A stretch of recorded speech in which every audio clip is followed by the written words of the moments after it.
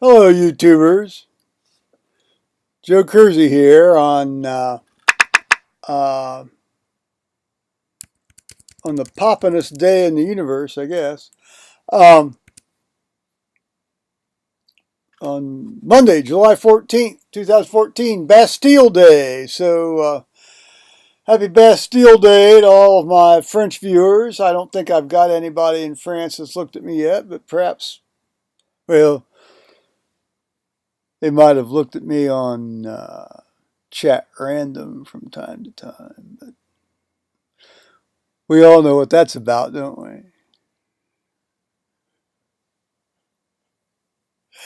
Uh, I'm scratching my back here. It isn't anything I've seen. It just itches.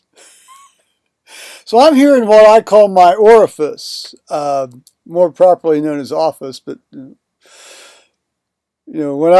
in my surgical years and medical years, we called it, come into my orifice and I will talk with you. So you're in my orifice and I'm going to talk with you now. Uh, I could move this thing around, but it would be disorienting. It's pointless. So on with today's tale. Today I want to talk to you about a guy who I'll just call him Merle, Dr. Merle. I won't tell you his last name because his son is still a practicing orthopedic surgeon down in southern Ohio. But Merle, Dr. Merle, was an anesthesiologist. Well, he started off as a sort of a general practitioner down in southwestern Ohio, and excuse me. As time evolved, he had a fairly colorful, an intermittent career there up until the mid '50s. I got a cough. Sorry. It seems that at one point he was one of the offensive linemen, well, both and defensive linemen, since they went both ways in that day, for the Detroit Lions, and it messed up both of his shoulders. In later years, he ended up having bilateral shoulder replacements. Bilateral, at a time when shoulder joint replacements were not very common here. I still don't think they're very common. And then he, he was in both. He was in the Korean War. By the time the Korean War broke out, he had become a physician and he was drafted and was in the Korean War, and he was a Marine. He, he, this guy was a Marine doctor in the Korean War. I mean, this is before he had his shoulders replaced. I mean, this guy is tough. This guy is a tough bird, period. And as crude as they came, and as good a doc as they came, and as kind and decent a man as they came. You just had to get past certain personal quirks to deal with Merle. He was one tough guy. And he was a good guy. And he basically kept me alive. More of that anon, perhaps. Well, no, not perhaps. There will be. See, Merle ended up having 4 wives. Now, I think one of them actually died. So maybe that doesn't count. Maybe the one after the wife, the dead wife, doesn't really count either. But anyway, he ended up with number 4. Now, number 4 is a bit of a piece of work.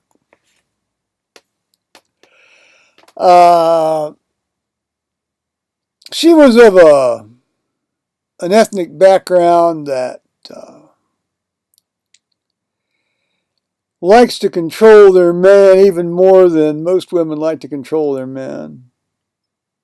I know that sounds horribly sexist, and I know there are many examples that are contrary to that, but you have to admit there's a number of examples that fit that. And Merle, despite not being of that ethnic background, seemed to really enjoy that. I mean, there's a lot of straight guys out there that just love to have their women just make their lives miserable, and they seem to be happy when their wives are making their life miserable. I've never understood that. I just never understand. I'll never understand that. I just won't. I mean, maybe it's me being gay. Maybe gay guys know that you don't want a woman to make your life miserable. That's not something you seek out.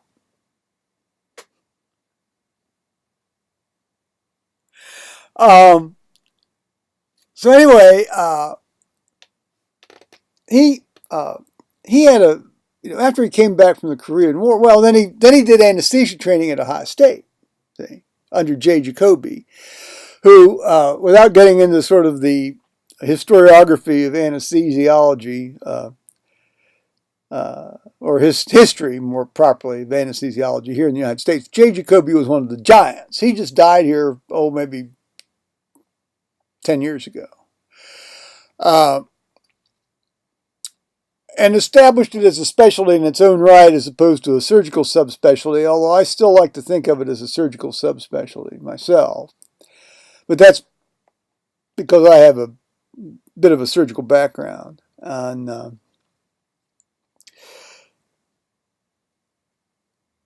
so Merle did the anesthesiology training, and he ended up then on the faculty there at Ohio State for a while, and then he as a lot of these guys do, they become sort of wandering tinkers.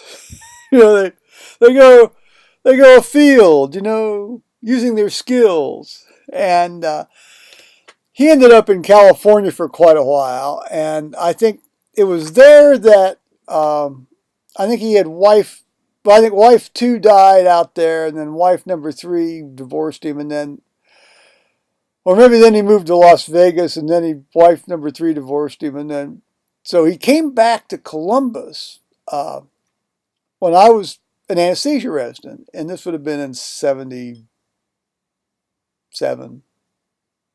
Yeah, 77, 78, 77. Oh, they were all, the nurses, anesthetists who had been there a long time remembered him when he had been there. The nurse anesthetists who had been there for almost 20-some years thought this guy was just great, this guy's coming back. And indeed, he came back. And my sort of debut encounter with the guy was, as is often the case, was in the locker room. You go in, you change clothes, and you get ready to go out in the OR and work. But Merle liked to spend a lot of time in the can. But he didn't want to just spend it alone in the can. Now, he wouldn't invite people into the can with him.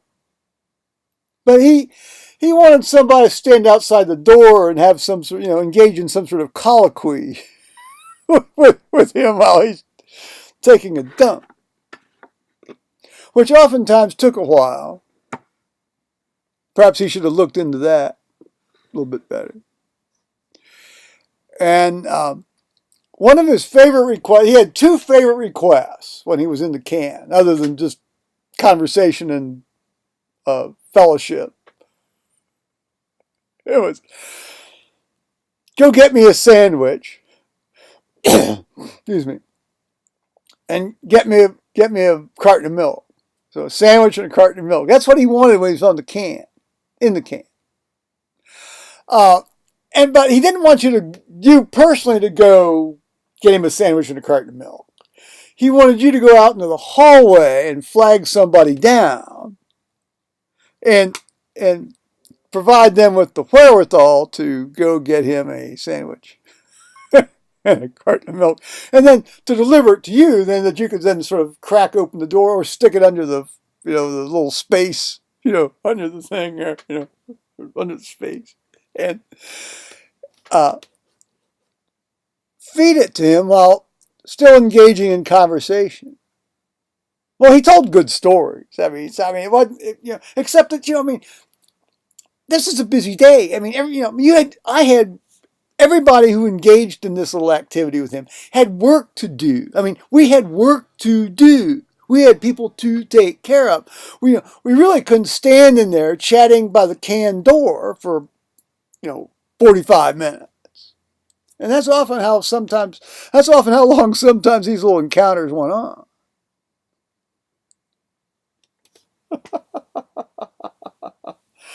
Well, he came back, and Paul and I actually were invited over. He threw this big Christmas party / holiday party in December every year, and Paul and I were always invited over to his house, and it always puzzled his fourth wife. Why are these two gay guys at this party? and as he was one of the most generous human beings you could ever hope to meet. But to get back to the killing myself thing, see, when I was in Fort Wayne and married and desperately yearning to be able to be really gay, this was 1979.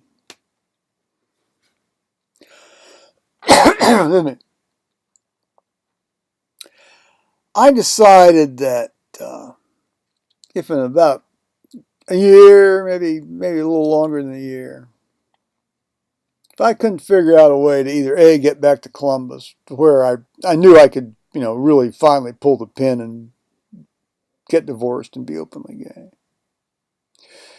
Meaning have assuming that I had then a job, rather than stay in this situation in Fort Wayne and be married, I was going to kill myself. I went out and bought a gun. Indiana, at that time, I don't know what it does now, but at that time it had a 7-day waiting period. So I bought the gun. Great gun. It's a beautiful gun. I still have it.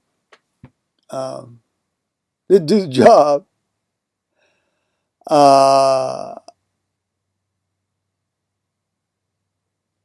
And I thought, well, we'll just see. So I sort of had a date certain in my mind.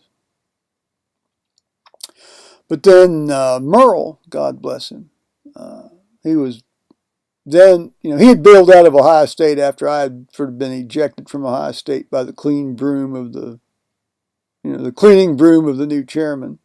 After I was, my little 4.5-month assistant professorship at Ohio State. So he said, "You want to come down here to this hospital in Columbus," where he was medical director, anesthesia director. And I said, "Yeah." And that saved my. So see, this man, as far as I'm concerned, saved my life. You're not going to get me to say a bad thing about this guy. He saved my life. And in doing so, basically, kept Thomas from having to know his dad killed himself, all that kind of stuff. And then let me go out and live an openly gay life. Thank you, Merle. Great guy. So I have 3 Merle haikus here. This gets back to the haiku thing from yesterday. And so we'll do the first one here. A CMW haiku, that's the title. Taught me many tricks. Kept me from killing myself. Not to live a lie. I should elaborate a bit about the tricks. This guy was old school. This guy had a lot of, old timer tricks that he taught me, and about 3 of those over the years kept me from going down the wrong path with some people. One of which involved intractable pulmonary edema fluid coming out of somebody's lungs during a case. And he said, well, you can always irrigate the lungs out with a 20% solution of ethyl alcohol. Can't be more than 20%, but you can safely put 20% ethyl alcohol down there. What that does is it breaks up the surface tension of all that pulmonary edema fluid and lets you suck it out more readily. And that saved me a couple times. Well, it saved patients a couple times. Sort of taught me how to intubate somebody on their side, which is not the easiest of things to do.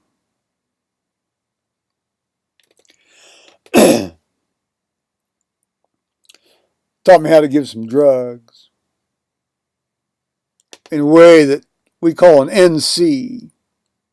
That's called a no chart.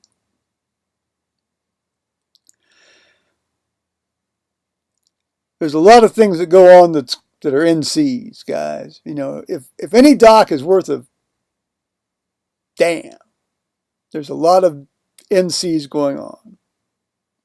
Now, I don't know how that's going to work out now with all this automated record-keeping nonsense.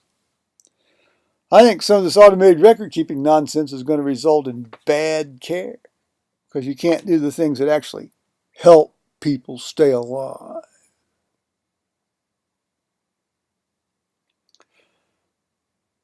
Haiku number 2.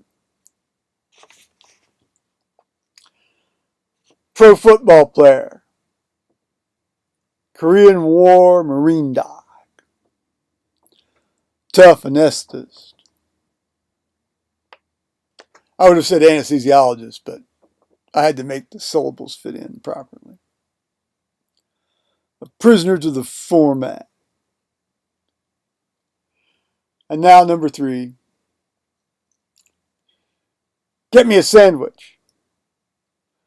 Talk to me while I take a crap. Happiest while sad. Well, that's obviously a reference to him dealing with his wife. And boy, I saw how his wife was dealing with him. I did anesthesia on him for a couple of procedures. And since he was on staff, he had one of these big private rooms in the corner, and there was a couch and all this stuff, and the wife could come in and the family could come in, and oh man, she just was giving him ungodly amounts of grief. But he seemed to be happy because of that. Some guys are. I'll never understand that. Well, I've said that. So on that note, I'm going to say bye-bye, YouTubers.